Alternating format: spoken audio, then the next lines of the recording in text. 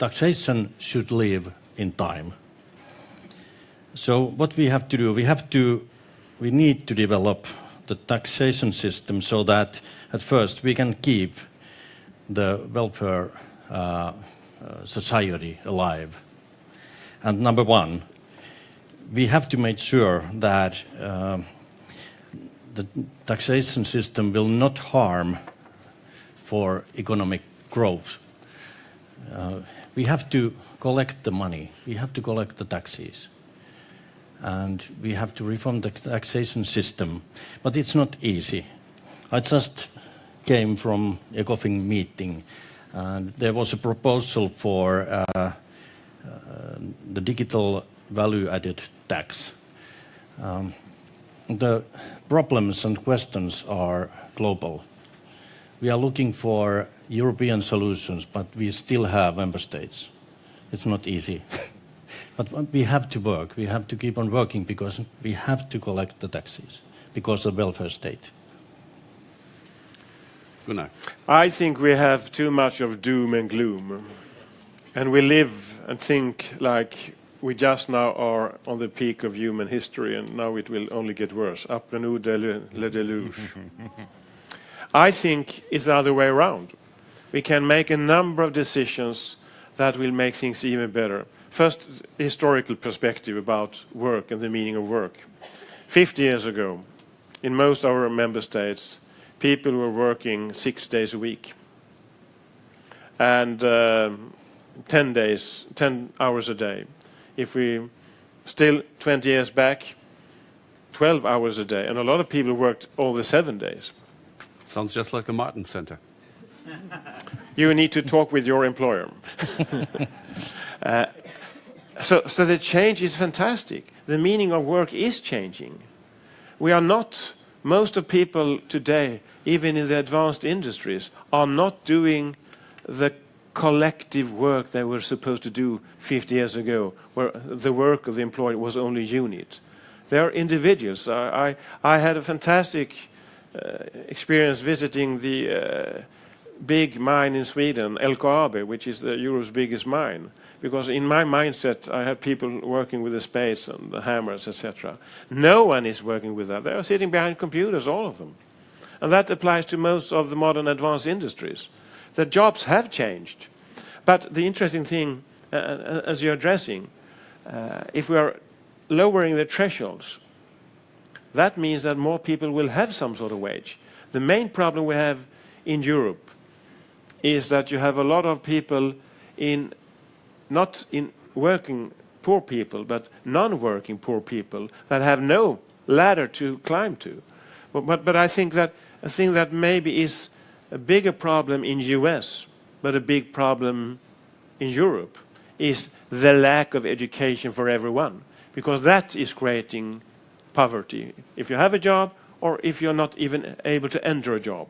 So we need to have a new time and a new era of investing in education, making our schools to knowledge centers in every municipality, making our universities the global centers for excellence and education and the knowledge economy. It's interesting, when we are speaking about the knowledge economy, we are forgetting the knowledge. I think we need to invest in knowledge in all levels. And that's the best way to fight poverty. If you have a job or if you have not a job, if you have an education, you have much more life opportunities. Okay, just let's get concrete here. In 29 of 50 states of the United States of America, truck driver is the single most frequent profession. These jobs are gone in latest 20 years. 15, 20 years, through self-driving cars. Together with large parts of the hotel business, and probably even airlines will have to downsize, and so on and so on. But let's stick with the truck drivers. So you want to increase the knowledge economy of the truck drivers and make them rocket scientists. Did I understand you correctly? No, you did not understand me correctly. Because we don't need to be scientists, all of us. We need to be human beings, and that's where we are back. Because that's a fantastic thing that is entering in the time we are now living, that we are more important as individuals and as human beings than we have ever been in the old economies. What you do, what you say, what you think, what you can give advice on, have an impact and an importance that it didn't have 20 or 30 years ago. What you will see is that the truck drivers, they will do a lot of other things. If I, in the 1900 in Sweden, had told people that my forecast is that Sweden, which at that time had 80% living in the agricultural economy, my forecast is that 100 years in the future, only 2% will do that, I would have been imprisoned. Now, we instead have succeeded in, for example, Ericsson company, and now they are having problems and new companies are developing. So the knowledge economy, the only living for the knowledge economy is the knowledge, and they are developing all the time. Thanks. Very important clarification. We have... Absolutely. We would like to see the result because it's actually very interesting, so I would like to bring this in here. So it seems that a lot of people that voted on Slido.com, they like what Finland is doing. So if you can see, well, now it's changed in the past 2 seconds, but a lot of you actually want an introduction of universal basic income. And I would also like to bring a question from the social media, from the Slido.com to you, to the speakers. So someone from one of our followers is asking, a European social welfare system will require a lot of harmonization in many areas. Is that at all feasible or desirable? How many wanted free lunch? Yeah, we're all going to have one. No, they have been forced please. to listen to us. That was the work, indeed. Petteri, maybe. I'm not in favor of European social security system. I think that member states should have the responsibility of their own social security systems, because behind the social security there is so much cultural differences between countries. So the member states should continue to be responsible for social security. Excellent, thank you. All right, we have 2 more voices on the left here. The lady in red in the first row, right here. Lady in red. I want to add something on this later. Thank you. In fact, what I wanted to say was mostly answered by Federico. It was a reaction to our Belgian friend. We shouldn't confuse the income with the salary. And if income is connected with work, as Federico said, who decides which work, for whom, and when? And it's not anymore income. But now, since it has been answered, I want to react to the knowledge factor. I think it's very important because all the last decades we were talking about skills, and we were saying that knowledge, it's not very useful anymore since anybody has computers and can find whatever they want. I think that was the biggest mistake of the 20 past years.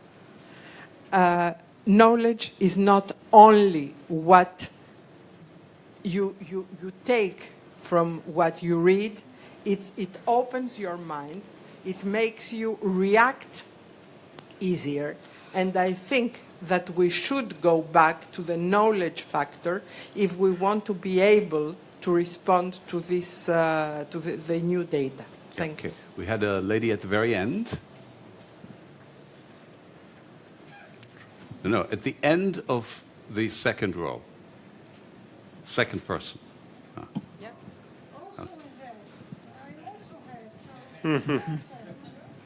Go ahead. Hello.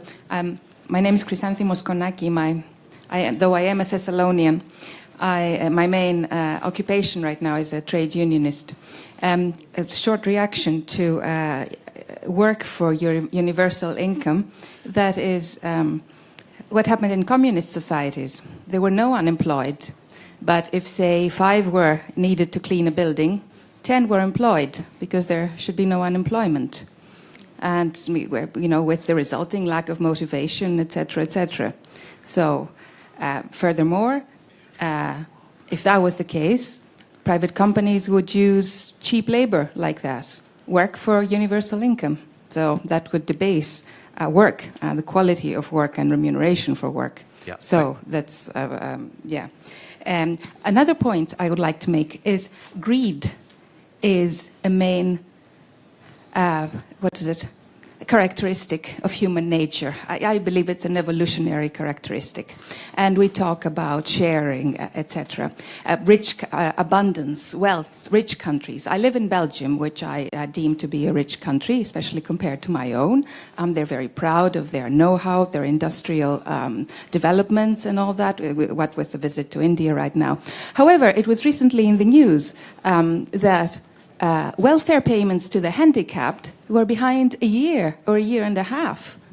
And what about carers, etc.? And there's 30,000 homeless, as far as I understand. So then universal income, maybe we should go back to basics, Marx, from everyone according to their capacities to everyone according to their needs. Thank you. That was a quote by Karl Marx, right? I believe so. So we're really earning our lunch here. Okay, I'm sorry, I really have to close the questions from the audience. And I would like to turn to our panelists. Federico, go ahead. Can I just make one comment, if I may, on actually the issue of the EU welfare? I think this is extremely important. First of all, there is already an EU welfare. We should not forget this. It's a very dysfunctional one. I think it's open to many criticism, but the Common Agricultural Policy is a program of income support for farmers, and it takes up 40% of the EU budget. So that's a form of welfare payment, if you want. There is a European Social Fund with 10 billion a year. There is a European Youth Guarantee. That's the embryo of European welfare.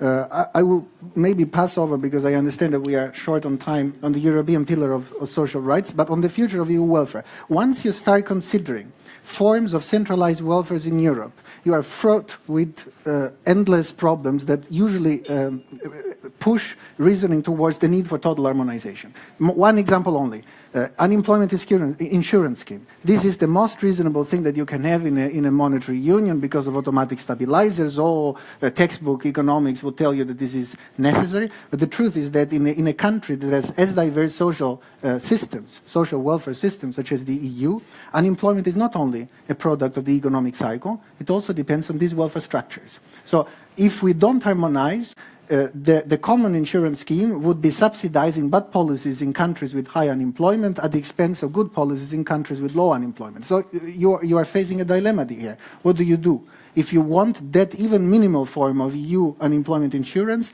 you end up advocating total harmonization. And I don't think we are going to run away from these problems. My take on this is that for the time being, the bulk of welfare provisions will remain and should remain at the national level. Thanks very much. We go clockwise. Žiga? I'd like to conclude with 3 recommendations, which I think we should take home. The first one is, as Europeans, we should be at the forefront of technological innovation, because this is the best way to ensure that we will have prosperity, jobs, work, etc., etc. As a footnote to the comment of the lady about knowledge, Google, stuff on the internet, etc., I'm also a professor, a teacher. And in my exams, students are free to use Google. I'm not looking for knowledge that they can Google. I'm looking for something else. And this will go, we will not be looking for stuff that robots can do for us, but we will be looking for human contact. I think the second recommendation would be we should be flexible about social arrangements, innovative in labor regulations, innovative in social insurances, etc., so that these new kinds of works can have proper, let's say, societal backing and institutional insurance. And thirdly, as I have been saying all along, we should interpret the world as a world of scarcity. There will be no abundance. There is still work to be done. Well, that was already almost my job to summarize the whole debate, but thank you. Gunnar. Well, no lunch for you. One reflection I have is that we seem to be so afraid for the future, so we're closing the door for the opportunities to face it. becoming protectionist and think that we can solve problems by, in some way, going backwards. But what we see in reality is that in those economies where we have the most open doors, we are doing best. And I think this is the most important learning. Second thing is, when I look around in the world or in Europe, I see no general abundance. I can see abundance in individuals, but not general. I mean, the European economy is an economy of scarcity. The global economy is an economy of scarcity. Our pension systems are future projects for scarcity. The need to invest more in human beings, in education, in research, is scarcity. I mean, we have scarcity wherever we look, which is a paradox because you can't see scarcity. And the third thing is, of course, that work is, the more we are changing and developing, it's better and better. A lot of people like to go to gym in order to develop their muscles. Work is a gym for the head and for the brain and for our capacities. So it's good for us to work. Indeed. Petteri. Thank you. Changes can feel threatening, but for me, it is a possibility if we do right things. We have to remember that the pioneers of new technologies have always been able to increase their welfare. And I would like to give one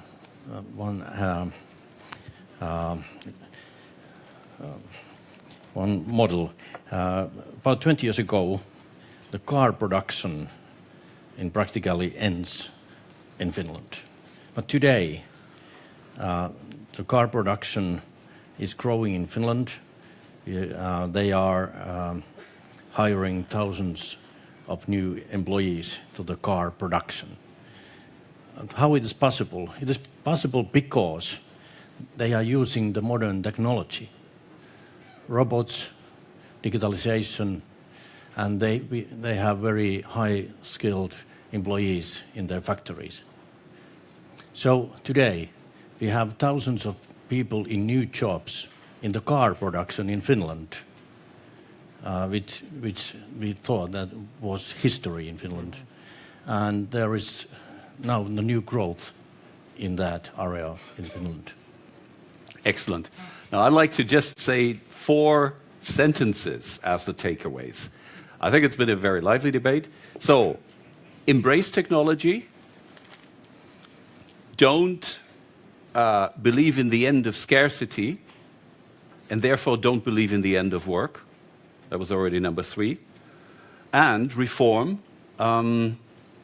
Reform social systems, reform welfare, be innovative, and also reform education. I think we have sung for our supper, our lunch, and I would like to thank you all here on the panel in trying to formulate a center-right answer to the phenomena new work, new welfare. So thank you everyone for participating so actively, and lunchtime now. Thank you. Thank you.